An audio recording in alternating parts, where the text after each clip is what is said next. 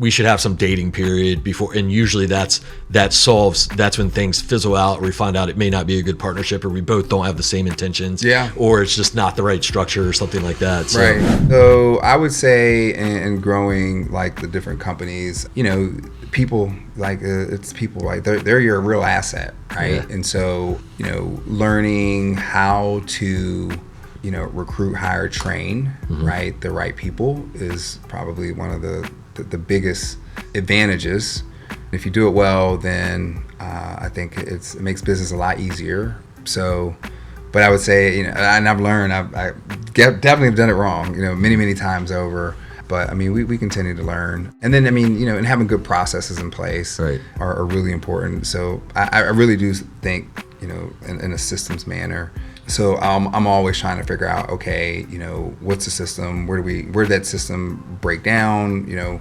So how do we put some things in place in order to mitigate that problem from arising again? So people on the business side, I would say on the real estate side, education.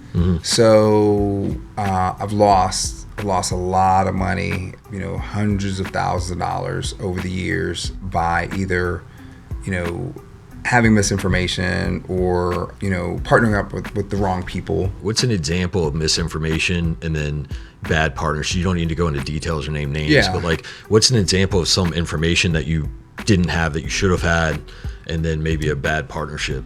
I was not as keenly aware of the complete due diligence process, right? I mean, we can say that with people, right? For sure. So there is a vetting process that one needs to take in order to make the best informed decision before you partner up with somebody. Misinformation is not understanding the transactional process that a deal should go through, specifically like on the lending side, right? There's a very specific order things should happen. Not having that information, made some mistakes that that end up costing me.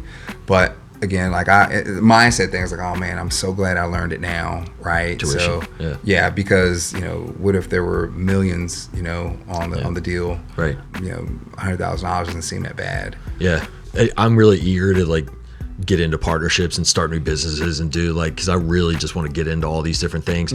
Fortunately, I allow a little bit of time to go by and I become more rational, right? And I'm no, hold on, hit the ball. We got something really good going on. Let's continue to focus and drive and build. Forcing myself to date someone before marrying them in a partnership has helped a lot. And so, because I will immediately sign these operating agreements and let's do this thing. I get really excited, and because I look at it as how can we help? How can I help support someone? How can I put someone in a better position? How can I, I'm always looking to try to add value. And I think maybe through this venture, we could do this, we could team, I can make a bigger impact. And I get really excited about it. And then before I do, usually again, a couple days, a couple weeks go by and I'm all right, let's think more unemotionally about this, more rationally about this.